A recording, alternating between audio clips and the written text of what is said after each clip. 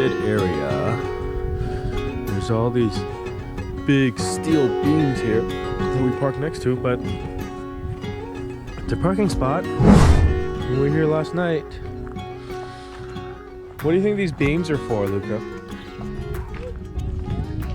Yeah, what are they made of? Metal or concrete? Concrete. I think it's maybe both.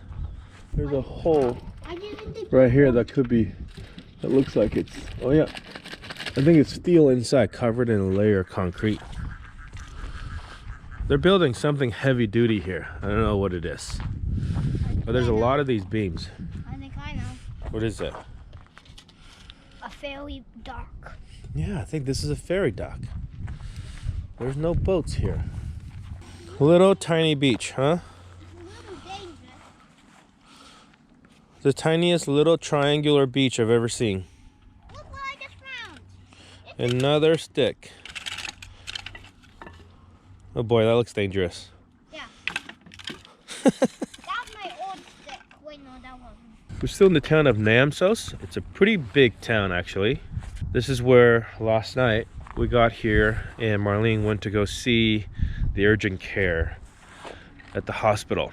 We were a little skeptical at first because we didn't know if this was going to be the place. All the other places we could find on Google Maps were closed already. It was like 6:30 p.m., but then they all closed at 6. Reluctantly, we drove here an hour away, actually an hour and a half away, to Namsos because they had a 24-hour one, which turned out it was part of a large hospital system, so that's why it's 24 hours. But it only had one review, and it was in Arabic, so we couldn't read it on Google Maps, and it was a 1-star. We got here, and Marlene went in. We're in the parking lot. We made dinner while she was inside waiting. She waited probably for a good 45 minutes because there were other people there with appointments. So even with urgent care, what you need to do here is you're supposed to call and put your name down on the list before you show up. We didn't know how to call, we didn't know who to call, so we just showed up. And fortunately, they were able to put her name on the list, but she was on the end of the list with everybody else who was already there. So it took a little while. Now, what was interesting is, since we've been in the Nordic, everyone, especially the ones that work in industries where they interact with other people, everyone speaks English. Like really well English too. Much better than I can speak any, other European language. But these two people, the receptionist and the doctor, neither of them spoke English, which is surprising because we thought, wow, they just, they must just learn it in school here and use it on a regular basis. But maybe not in the town of Namsos, and maybe not in the healthcare industry. I guess because for the most part, the healthcare industry people, they work primarily with locals. Maybe learning to speak English is not an important thing for them. She was able to see the doctor. They were able to communicate through part sign language, part Google Translate. She was able to get the diagnosis of UTI and got herself some antibiotics. We didn't know what to do either as far as payment because we don't have healthcare here in Norway. I mean, we're not Norwegian, so we can't necessarily use their national healthcare, which is apparently really good. When she asked about payment, the doctor just kind of made the gesture to say, go, go, go, go, go, just go. Not only did she not have to pay for the doctor visit, the urgent care visit, she didn't even have to pay for the medicine, which was amazing. I'd have to say it worked out really well. We've been to the doctor 3 times since we've been here. We do have a plan from the US that will cover serious problems, serious illnesses. Basically like, a really high deductible, low monthly plan. But here in Europe, for the most part, we just pay out of pocket if we need to go because it's been really cheap. So we saw the doctor twice, once in Bulgaria, and I believe once in Romania. $30 for each visit for those. No waiting, walk in with ultrasound, CDs, printouts. And here's free. Here's Well, You're probably supposed to pay. yeah. You think the language barrier just made her like, She yeah. didn't want to deal with the paperwork, probably. Out of pocket healthcare costs are really cheap. Bulgaria, Romania, basically we just went to, because they have these private hospitals too, these private doctors' offices too, where all the healthcare workers work at the nationalized system. And, you know, as you would imagine, everybody gets to use it for more or less free, so it can get a little crowded. They don't get paid too well, but they also sometimes will work at a private hospital where they get paid a little bit better and the waiting is not as bad. So both of those places we went to private hospitals, and even at the private hospitals it was really, really cheap. Like Marlene said, 30 bucks per each visit that she went, and that included like ultrasounds and prescription and doctor's visit, and just at one place you even had a blood test, had blood drawn and lab tests done, and it was just next to nothing for that kind of stuff. It's not to say that the healthcare system in Europe doesn't have its problems. It's just our particular experience, anecdotal as it may be, has been really good. I can't tell you what it's like when you have a very serious illness or injury that requires long-term hospital stay. And I hope I won't have to find out. At least while we're here in Europe, you know, we feel like we have this healthcare thing handled pretty good. Fortunately, none of us have any serious illnesses. Knock on wood. Cross our fingers that it stays that way. As far as our travel so far, using the healthcare system by paying out of pocket has been a pretty good way to go. It looks very dusty. Yeah. A car went down. See those car tracks? Maybe like a worker. Maybe like a big scooper. Scoop some sand or something. Can I go on top of it? Go see if it's super dusty. There he goes. Okay. That seems more reasonable. It will be like halfway between here and Trondheim. Okay. Okay, we're gonna leave this kind of weird spot we picked last night, but at least we're here by ourselves. And this morning, there's just been locals that have been coming over here to like walk their dogs and take strolls. An older couple came with canes and walkers over here. Marlene's really into imagining herself being an old lady and me following her. Walking hand in hand as two older people than we already are. Yeah, It's fun. it's very romantic. Thank you, Namsos, for your hospitality. Literally, the hospitality at the hospital. A nice overnight spot by the water. Kind of weird with a bunch of concrete steel beams in a restricted area gate. But nobody knocked. Everybody was pretty friendly, and now we can go find our next spot.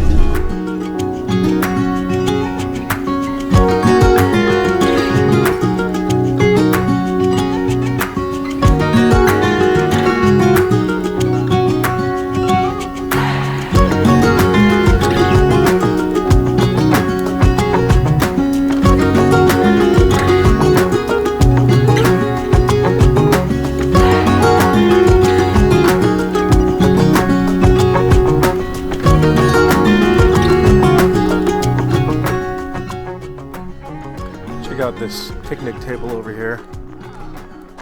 It's like a hot pot. Korean barbecue or Chinese hot pot. It's got a grill right in the middle. It's a really nice beach we have here. High tide. Actually, tide's going out a little bit now. It used to be up to that middle part of the beach. Feels like it's gonna rain. And it probably will, because the forecast has been saying rain for the last 2 hours. And we'll keep expecting rain. For a minute, we actually heard thunder over there, but I think the clouds went the other way, that direction, which means that rain cloud right there, that rain cloud's coming our way. Maybe in the next hour or two, or maybe even less, we'll see that rain coming. But we're now here south of the town of Steinkier. It was a much larger town than I thought it was going to be. When I was looking on the map, I thought maybe the town Namsos that we were at was going to be bigger, but this one was way bigger. I took a dip in that water earlier. It was about the same temperature as the water that we were in yesterday, except this is salt water. Yesterday was a lake. As long as the sun is out and there's not a cold breeze, it's pretty tolerable. I just did it because we have been doing a bunch of cleaning up, organizing, sorting. When we first got here, it was really warm. The sun was out. As we were driving, like without the wind blowing inside the car, sun coming through the window, I think it got into like the 80 degrees inside the van. It was quite hot. You can tell we're getting further south, not just with the temperature, but also with the amount of people that we're seeing. That parking lot where we're camping at is like, it's like 2 miles down this kind of one-lane farm road. You go and go and go, you make some turns into small roads, and a couple of them goes right by these little farmhouses.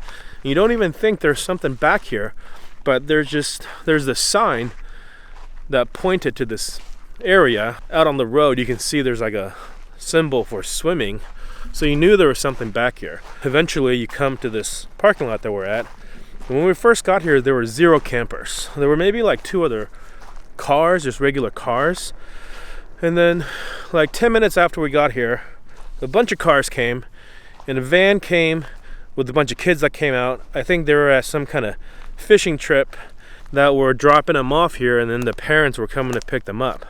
That was just a local activity. But since then, it went to completely empty. We were just there by ourselves, to now we have something like 10 camper vans right there in the parking lot with us. So yeah, that's how you know we're further south. We're now at a place where people from most of Northern Europe can get to in just a matter of a day or two, to be able to do some vacationing, holiday, exploring, expedition in the Nordic. Definitely as we expected. The farther south we go, the more crowded it's going to be. With some effort, we'll still be able to find pretty nice spots. At least we hope. Fingers crossed. And it's also getting later in the season. I think, maybe for the next week or two, there'll be quite a bit of people, but probably mid-August and on, it will quickly die down. That'll also be like our last week in Scandinavia, because we have to be in Germany on the 22nd or 23rd, I forget. But either way, we got to be in Germany 3rd week of August. I don't know if you guys know, but the reason why we're going to be in Germany during that time is because there's a big caravan convention, a big caravan show. The biggest in Europe, possibly the biggest in the world. It's called Caravan Salon in Dusseldorf. And since we do some work with Dometic, 3 years ago they reached out to us to see if we wanted to work with them on some social media stuff. We said great. They just wanted us to take some pictures and send it to them so they can use it on their social media. Basically just working as sort of lifestyle photographers to share our lives, which we take a bunch of photos of our travels anyways, so that seemed to make a lot of sense. And then it's kind of morphed into this brand ambassador thing that we're doing now, where they tell our story to their customers. They filmed this last year when we had our truck camper at Dana Point. We had this little great video made, and then we did another shoot again about a month ago, maybe a little over a month ago, in Poland, and that's up on their channel now. I'll put a link down in the description for you guys to see that if you want. Really nice video. One of these things that I'm really appreciative to Dometic. Obviously they do it for their purposes of promoting their product, but it's just such a great thing to have for us as a family. When we're old, when the kids are grown, to have these really professionally made videos to look at. These vlogs are nice, but to be able to have like a 3-4 minute video that somebody professionally put together, that's beautiful, that tells our story. It's amazing. I've walked over to this part of this beach which I want to check out because there's like some kind of camp here. There's like a teepee tent, a rowboat, and some canoes. Maybe that's what those kids were here doing. They were like here for like a summer camp. And we're way back over there. Alright, start making my way back. I just want to come and check that out. Third week of August in Dusseldorf, they asked us if we were interested in having our van in the show. So, you know, something we've never done before. They want us to have our van on the show floor in the Dometic booth, which it kind of blew my mind thinking about having our car there, having our home there. To us, it's just the place that we live in. Constantly needs to be cleaned up. You know, we need to fill up water. You know, we need to clean this, we need to do that. But to have them think about it as like, you know, something that kind of promotes the lifestyle, something that they stand behind. They're looking at our van as like, look at this piece of equipment. This piece of equipment represents what Dometic stands for, which kind of really blows my mind a little bit, that they want our van. They pay good money to be at the show. They pay for this whole booth, and they're going to dedicate a section of their booth to have our van there, showcase our van build, which is, I mean, we're not van builders, but we put together something that we're proud of. You know, it's practical. It's something that we couldn't find on the marketplace, a van that's made for 5 people that, you know, doesn't have the extraneous stuff that we found to be unnecessary, like an indoor shower or a flushing toilet, stuff like that. You know, we rather to have the extra space that we can dedicate to living or storage or hanging out and relaxing, whatever. We built our own van out of kind of necessity, just because what we're looking for wasn't available. Now it's going to be at this Europe's biggest RV show on the show floor at one of the biggest RV industry companies' booth. And they're gonna have this like giant video wall that plays this part of this video that they shot of us in Poland. I would be lying if I say there wasn't just a slight bit of hesitation. We've never done something like this before. We don't know what to expect. But if I were to say no, I think I would have regretted it. While we're here, and we could make it work, we can get the timing to work, so us leaving Scandinavia, go down to Germany in the 3rd week of August. It's a little early, in my opinion. I think if we had the choice, we would have stayed here until early September, maybe middle of September. That way we can take it a little bit slower. We give ourselves a better chance to catch northern lights. But I think this Caravan Salon opportunity to work with Dometic is something that we will be glad that we did. If any of you are going to be in Germany, specifically northwestern Germany, in the Dusseldorf area, between, oh man, I don't even know, August 27th maybe, 26th, and September 3rd, something like that. I think it's like a 10-day show. I'm not exactly sure of the dates. Oh, again, I'll put the link in the description so you guys know. It would be awesome if you guys can swing by and check out the Dometic booth at Caravan Salon. If you guys didn't already know, that's the reason why we're having to be in Germany at a specific time. Oh my god, I think there's even more people here. I don't even know how many people have showed up to this parking lot. I'm glad we came early though, because we do kind of have the primo spot right on the corner. This is the original Rice Krispies thing, so. Oh, that's very good. That's the official website. That's the OG recipe. Read it. Here, mommy. Let me see. One package, 10 ounces, about 40 jet puffed marshmallows. What if we don't have jet puffed ones? Well, that doesn't work.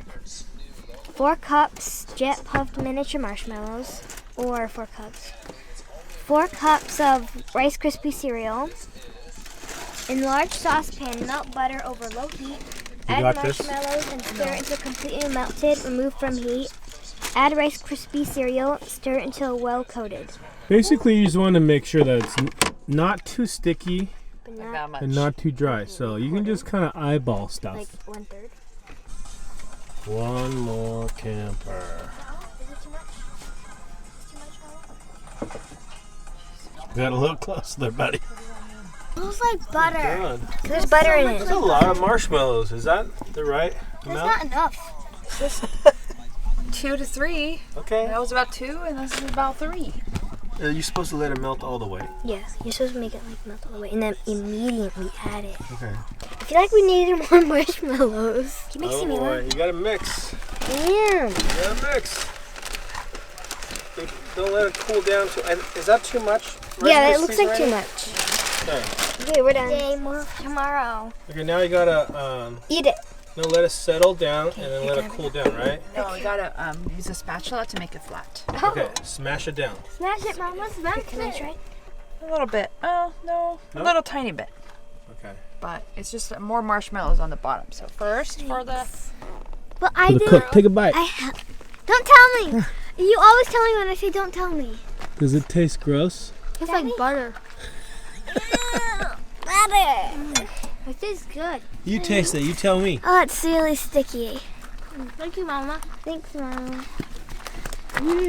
Here comes Butter.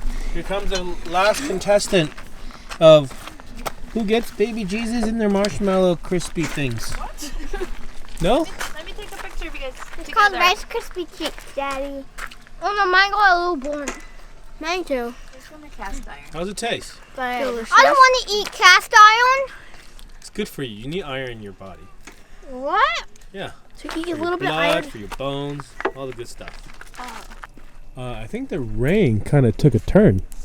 Now it's going like around us. We got lucky. I put everything away for no reason. This one's for you. Oh, thank you. Very good. Very buttery.